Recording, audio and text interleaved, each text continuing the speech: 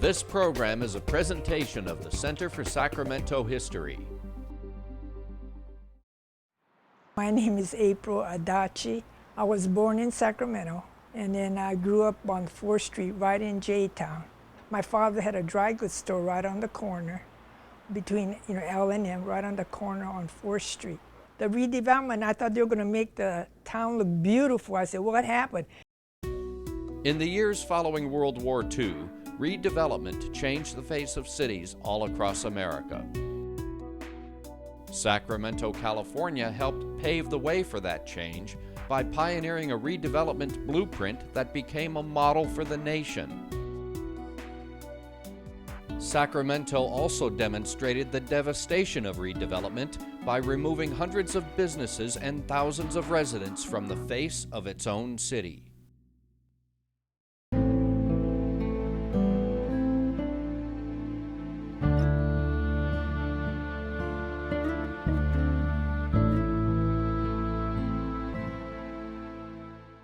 This is Sacramento's West End, a section of the city rich in history, but decayed by the passage of time. Much of the old city is gone now, cleared away by the massive clearing effort by the Sacramento Redevelopment Agency. It had a lot of power. At one point, the Redevelopment Agency had so much money flowing in from the project development that it was called Little City Hall. And it was the City Hall that had the money that you could do something with. I expect the Capitol Mall project to demonstrate to the people of this city and to other cities what can be accomplished through redevelopment. I'm glad that they're tearing down buildings and making a better place. I'm against it, of course, because there's so many people that lost their business being here for so many years. I don't want to move, I moved already one time. Well, the West End of Sacramento was always, since it was Sacramento's first community, first neighborhood really, was always very diverse. Once redevelopment was completed, that community went away. The city of Sacramento started at the river. The gold rush brought people from all over the world here. It always was this point of entry for the city, and it always was a place where multiple languages have been spoken. Sacramento was the original terminus of the Transcontinental Railroad. That's what connected California to the rest of the country. And at the end of the 1860s, this magnificent, beautiful state capital that we have here in Sacramento was built, and the city begins to migrate steadily eastward. New population of immigrants and migrants moved in. It was, in many ways, an extraordinarily integrated, multiracial, mixed-use neighborhood, but one that represented a negative in the eyes of the local business community. Next door was a Chinese barber. Next door there was an Italian running a hotel. Across the street was a Greek family, the Mantis family. It was kind of nice and colorful, I thought. It was known as the labor market, and labor hiring was done in that area. And it's a very important part of our economic history. The term West End was often used, the meaning kind of slid around. So even though it was true that there were slums in the West End, it is not true that the West End was a slum. That was the area that you first approached when you came to the city, and that was the part that was becoming warehouses and transients and so forth. And they wanted to clean that all up so that when you approached the city, it was a city beautiful. In the end, despite the diversity of neighborhoods and businesses in the West End, Sacramento declared the entire area blighted and its riverfront a skid row. City Councilman Albert Marty summed up the views of many in City Hall when he said, "One of the worst slum areas in the United States is on our own front doorstep." And as the area was allowed to decay even further, one film dramatized the point this way. Shabby, mutilated, defiled, decaying and crumbling into ruins. The remnants of the original city, these mute witnesses to history, stand abandoned and all but forgotten. On June 15, 1954, the Sacramento City Council called a special meeting to hear public testimony for the first time regarding the proposed Capitol Mall redevelopment project. Sacramento's Japantown, often called a city within a city and one of the most significant Japanese communities in the United States, stood in the way. Henry Taketa, a well-known local attorney and prominent Sacramento-born Japanese American, was the first to speak. "We have our whole heart and soul in what will take place here," he told the council. "We have considerable fondness for our community. For that reason, after our wartime dislocation, we always dreamt of coming back here.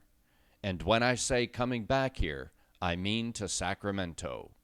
It was a real nice neighborhood, you know, everybody knew everybody. We lived behind a boarding house on Capitol Avenue. And in the back of the boarding house was a two-story house. Then we lived downstairs and two other families lived upstairs. It was fun. We all went to the same elementary school. It's called the Lincoln Elementary School, and also junior high too. And we kind of stuck around. We formed our own group of friends. When we were located all in Japantown, we had to, even though we're sitting within the city, we also had to have activities. We kind of took care of our own.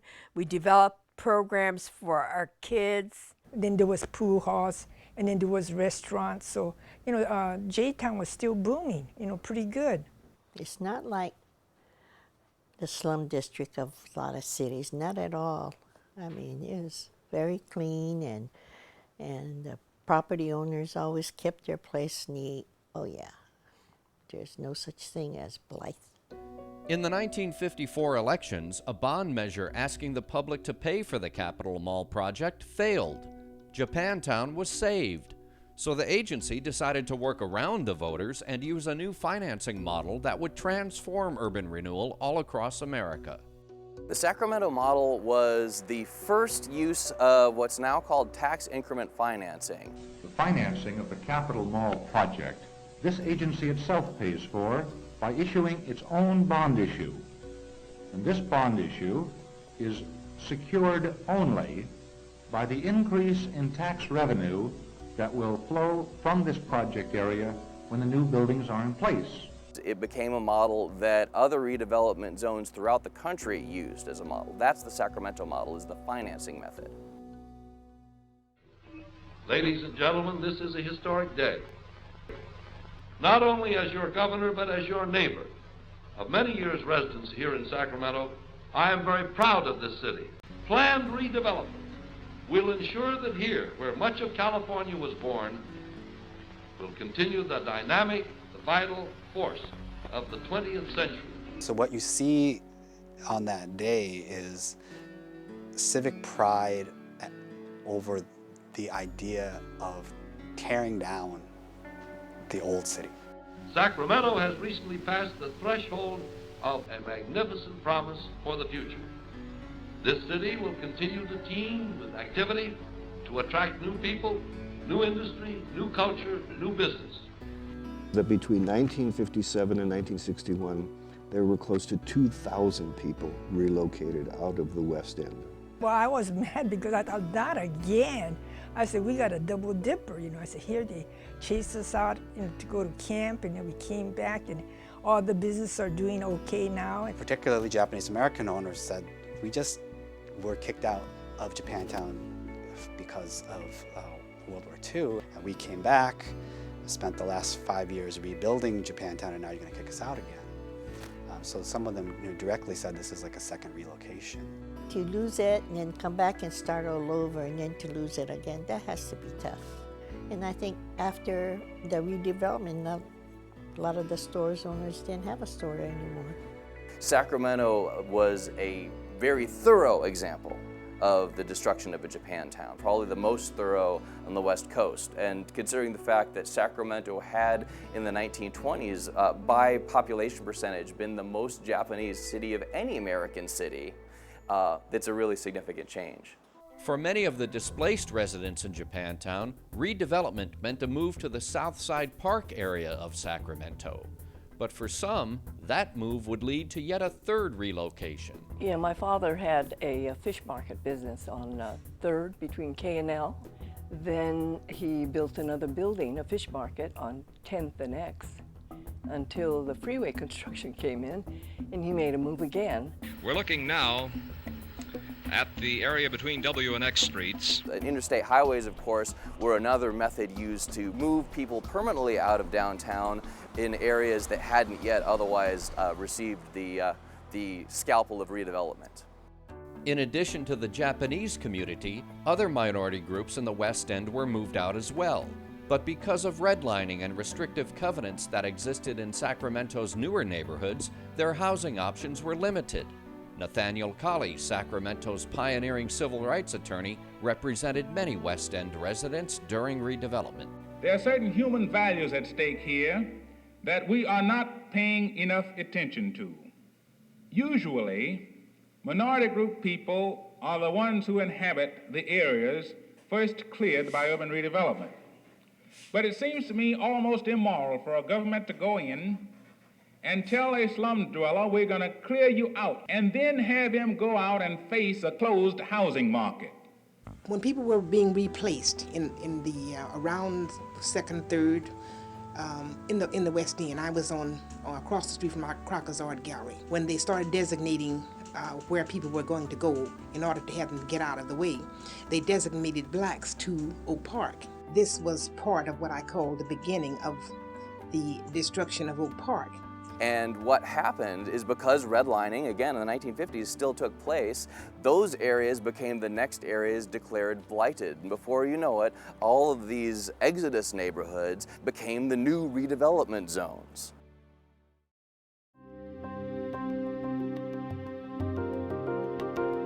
The first construction project there was the Federal Building, and Governor Pat Brown and many people show up with shovels to ceremonially dig in the dirt.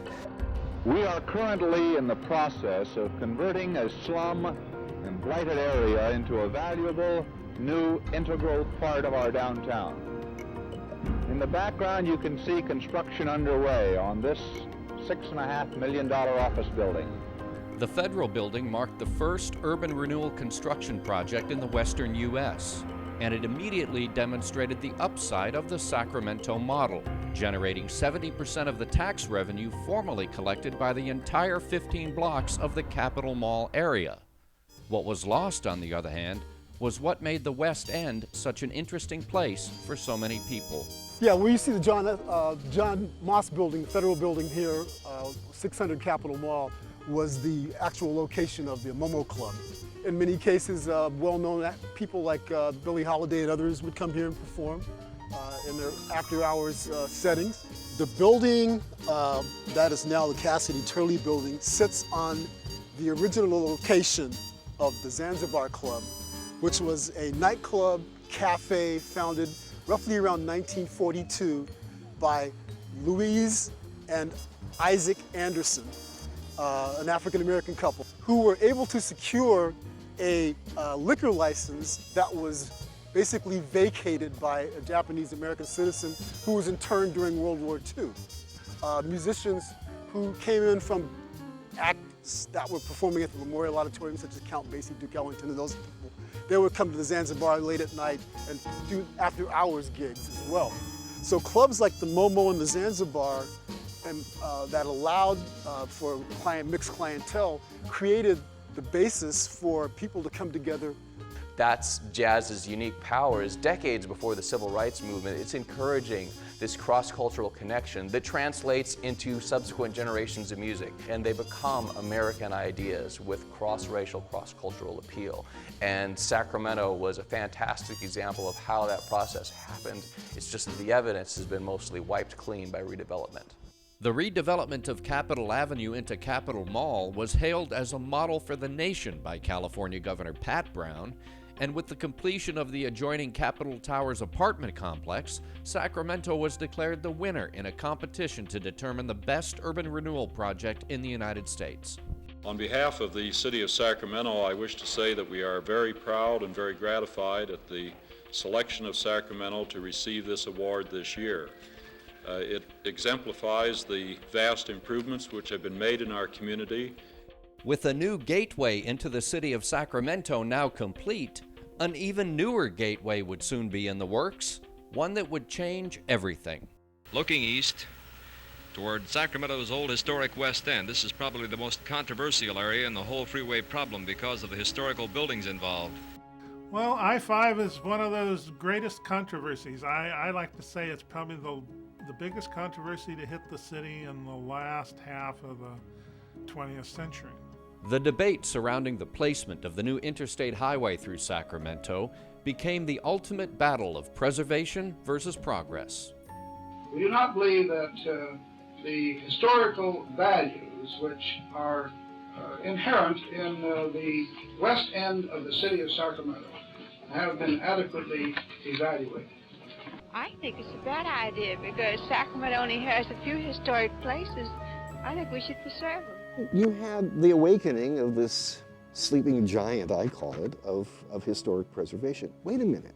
This is where our city was born. The preservation community, led by Sacramento Bee publisher Eleanor McClatchy, wanted the highway placed on the Yolo County side of the river. The redevelopment agency, the city council, and the business community, on the other hand, wanted the new highway to cut right through downtown. So a big brouhaha developed. McClatchy asked John Kennedy to intercede in this matter, and so his administration, right at the beginning as they took office, froze the money for I-5, and it stayed frozen, and both ends were completed and the middle wasn't.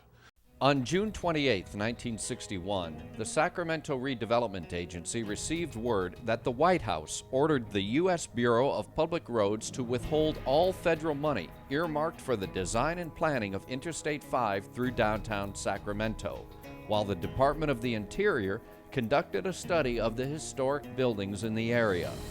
1 week later, Sacramento Mayor James McKinney sent a letter to the president pledging cooperation with the study and conveying the city's desperate need for the new freeway. That it is the consensus of the council that urgency exists for the adoption of routes and construction of these badly needed highway facilities. The role that JFK plays in the freeway to me is fascinating because how many times does a president get involved with a freeway construction? Not very often. But the fact that he took those steps, I think it was important because they were obviously at a stalemate. And somebody had to say, straighten up and play nice. They managed to free that money up just about the time Kennedy was assassinated. And I-5 was completed, and the compromise was it wouldn't be a straight line through downtown. It would bulge out and preserve the little area we call Old Sacramento Historic Area.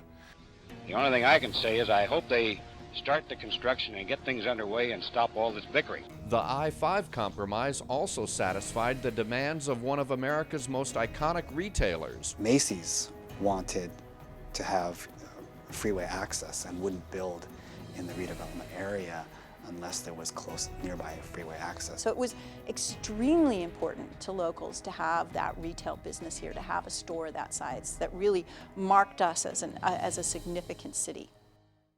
My friends, the confidence that the management of Macy's has shown in our great state and in Sacramento is demonstrated by this, the largest store ever opened in the Sacramento Valley. The new downtown Macy's also served as a catalyst for the redevelopment and transformation of Sacramento's original Main Street. And K Street's a very old street, and you're faced with either letting it continue to get older and worse or revitalizing it, and that's the thinking behind it. That thinking involved the creation of a new downtown plaza that would take up the 3 blocks just east of Macy's, and beyond that, a new controversial pedestrian-only mall that would stretch for another 6 blocks. Well, the mall should be a peaceful area to come be involved with. There should be a lot of water. There are 5 fountains in the mall. There'll be a lot of green area, a lot of benches to sit, and it should be a very pleasant place to be. We think from that point of view that this has to be more pleasant than a dirty old street that's been around for 100 years. My sense was that removing automobiles from the downtown would be something that merchants would want because people would stroll and take their time. I think if you look at the K Street pedestrian area, they were forcing something that they weren't quite ready for, and it didn't really stick or it didn't really work.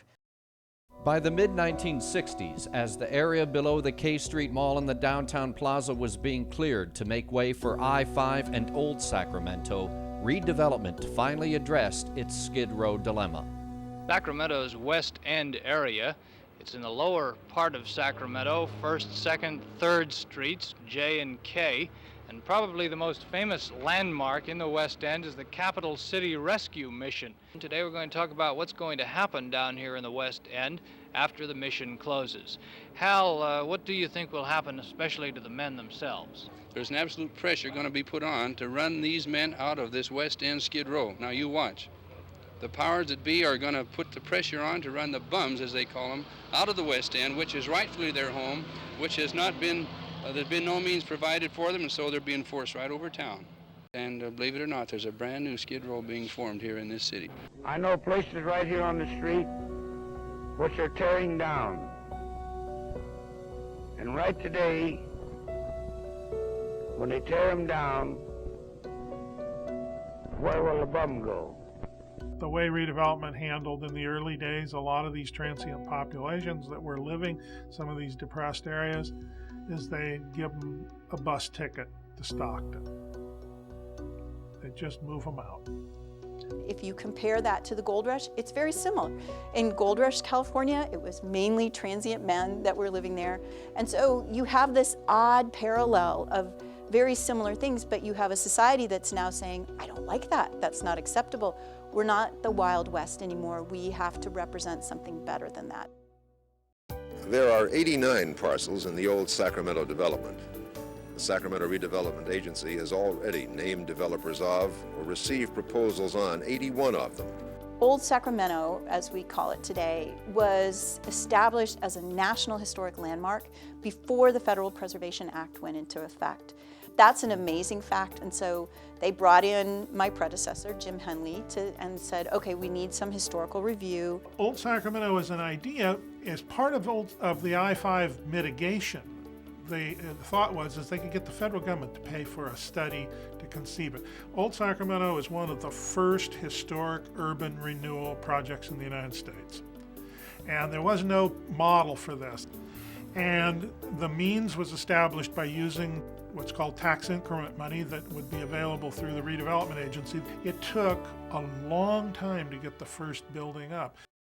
Through the development in the next 10 years of Old Sacramento, we will recreate some of this history and preserve it for the enlightenment and the enjoyment of the people of our state and our nation. It will tell the story of California and Sacramento from the gold rush days of 1849 through the year of 1870. From its outset, Old Sacramento became one of the city's new crown jewels and its biggest tourist attraction, drawing visitors from around the world. And by the mid-1970s, the transformation of the city's old Skid Row into Old Sacramento marked the completion of the redevelopment era in Sacramento. The thing that I remember most is being a part of a process that has seen a portion of downtown Sacramento change very dramatically. From its humble beginning along the banks of a restless river, Sacramento has emerged a modern, dynamic metropolis. The biggest thing that worked about redevelopment is that the business community made tons of money. Property values went up 75-fold in the redevelopment zones. That's one reason why the Sacramento model became the standard. The consequences for the people who lived here were much more dire. There was some progress being made in that in terms of overall business growth and all of that, but the sense of community that was destroyed here is going to be hard to replace. And who gets to make that decision that you're not good enough?